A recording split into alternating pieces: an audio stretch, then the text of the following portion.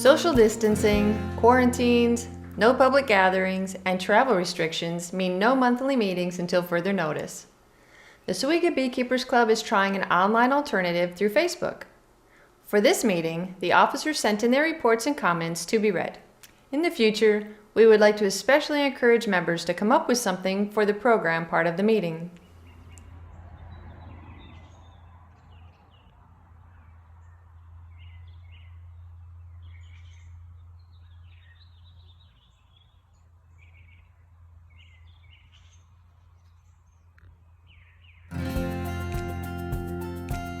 Opening by Jim Tippins, President. Wow, what a year! I hope this finds you and your family well and able to quarantine safely. If there is anything we can do to help, especially those of you who are at high risk, please contact one of the board members. Visit SOWEGABeekeepers.com to contact one of the board members. The COVID-19 virus is just one of many obstacles the club has had to overcome. A bee virus, Chehaw negotiation, bee relocation. Now with the COVID virus, we are unable to meet. Unphased, the core club members have met each obstacle. Thank you to everyone who has sacrificed and helped this club transitioning through growing pains. The club bees were successfully wintered at my house, allowing me to tend them easily and often. Proud to report they are multiplying and vigorous. We were able to find a new site at Chehaw. They have committed to creating a space for a new bee yard adjacent to the restrooms and pavilion with electricity and water. We will update the club with the site's progress when we know anything further. Hopefully, after the quarantine is over, the club's first event will be moving to our new site and a bee move party. Again, hope you continue to be safe. I miss everyone and can't wait to see your smiling faces. Jim. Reports.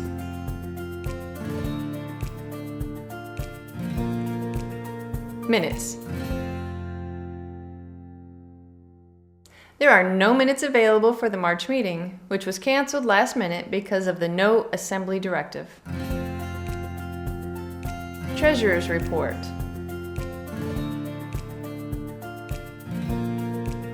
SOWEGA Beekeepers Club Treasurer's Report, April 9th, 2020. Beginning balance as of 3/1/2020 is $3,772.03. The deposits.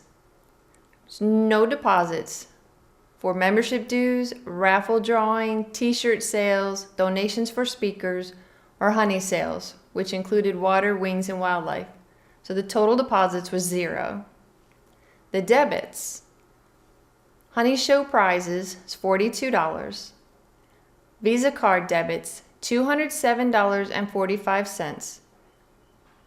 990N renewal, $39.95.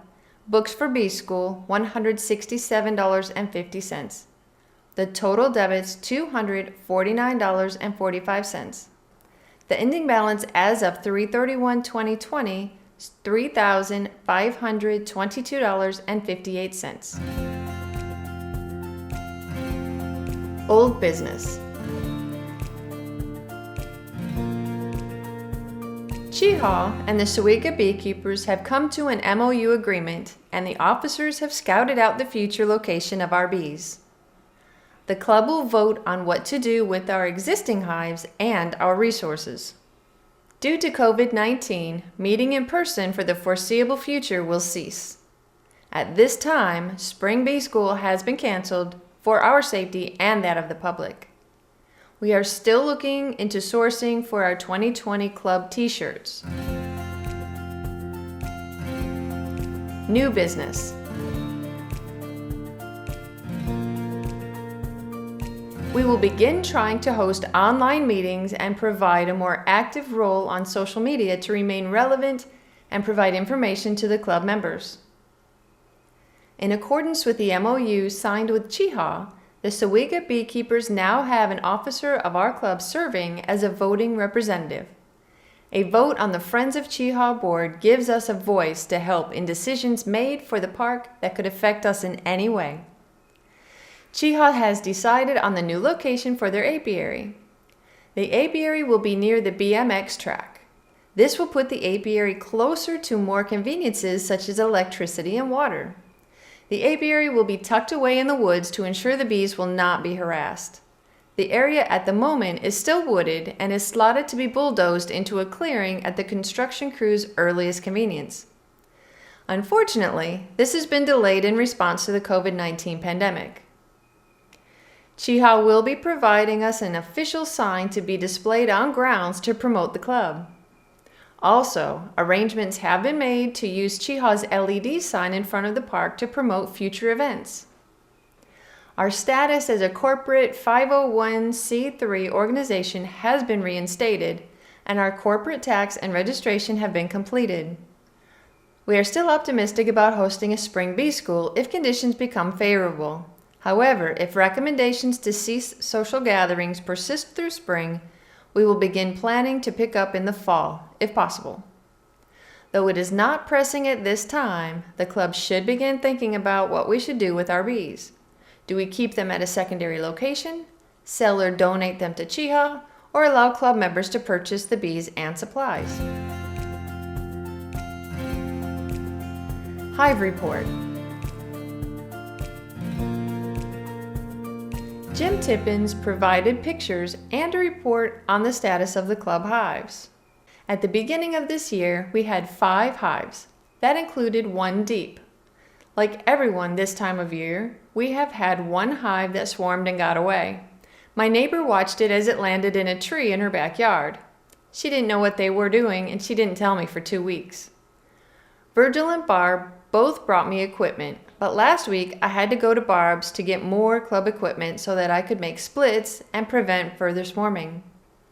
Kim Henderson also donated a hive, so we now have 11 hives in my backyard. I'm having to set up stands all over the yard. We are also utilizing the long Langstroth that Don made and donated last year. The yard so far seems to be doing well. No viruses, knock on wood.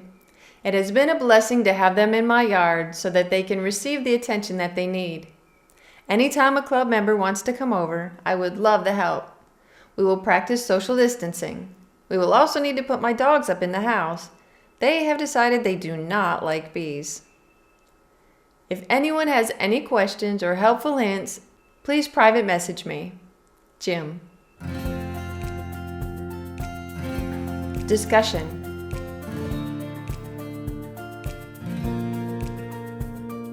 Voting to approve the minutes and financial statements will be done using a Facebook poll. We will hold an open discussion using comments on Facebook for the next 48 hours. Program BVAC Cutout by Barbara Gagnon. Okay, this is why you want to practice swarm control. We had a swarm move into this tote full of waxed foundation. May trip and fall. And let's see what we've got here.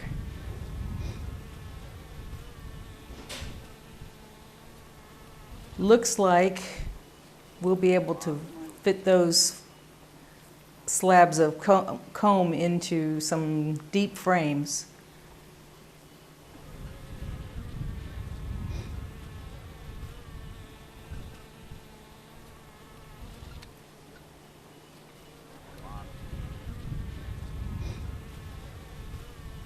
Those go all the way to the bottom of the tote on one side. So we're going to prepare some deep frames with rubber bands for holding the sections of comb in place to put in the box. This is the bee vac I made for the SOWEGA honey show, which will put the medium with drawn comb in as a place for them to rest on top of the vacuum box, followed by the screen, and then the deep box that will put the brood comb in.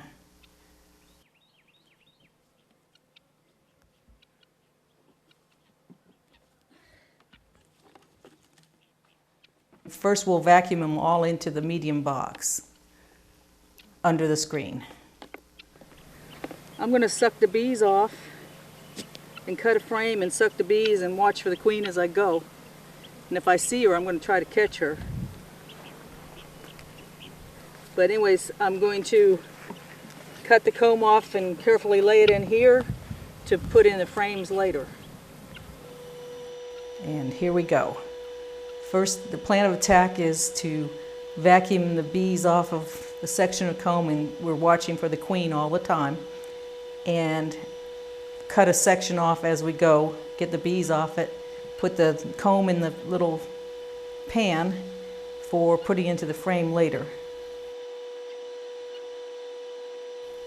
This is the second time I've used this bee vac and the first time on comb, so I have to learn the angle to hold the nozzle to suck the bees easily. Okay, one side of that comb has been vacuum free of bees, and we'll see the ones on the inside next.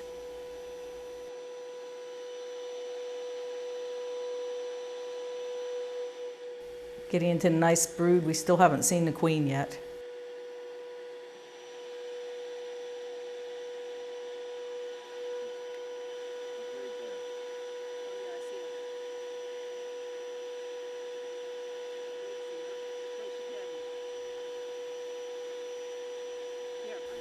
And here we've spotted the queen, and we're going to catch her and put her in a cage. Nice orange queen. Now we just clean up without a worry about sucking that queen in. We block the entrance. Now the bees are all in the brown super, medium super, and that screen was not supposed to fall off. Now this deep box will have the rubber band frames holding the brood comb in them. The bees will repair and fill in around those sections of comb.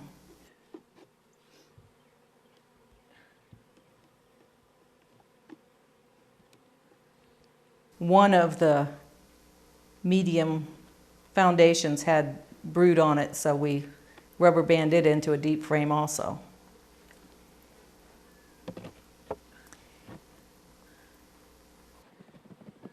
Okay, the next step is to open the screen and let them go back on their own brood. And we're going to put the queen, the caged queen, in the box to help that process.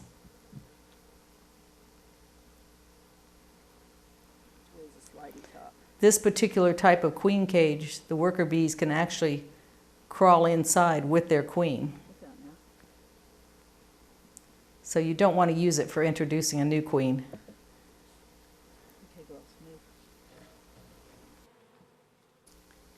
Now we wait for the bees to move up.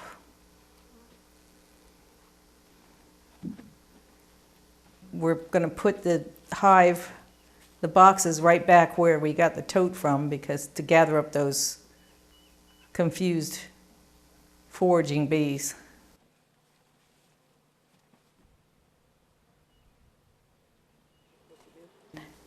Now they're finding out where home is. It's just a waiting game. Today's Bee Club meeting was brought to you by Detectomite. The Detectomite non-lethal Varroa detection system.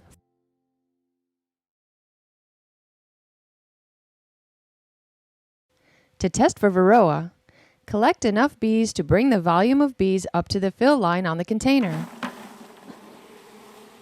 This will amount to half a cup, 100 milliliters, or approximately 300 bees.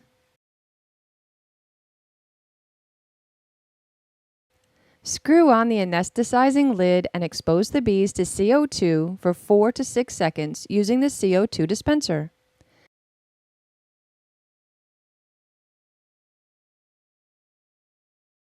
The bees will become sluggish and stop moving, but it will not kill them. Wait 10 to 20 seconds. Then replace the anesthetizing lid with the screened sifting lid. Shake the container for 20 seconds to sift all the mites through the screen onto a clean surface for counting. Use a sheet of paper, paper plate, or if you prefer to drown the mites, a dish of water. Return the sample of bees to the hive to revive. Count the mites.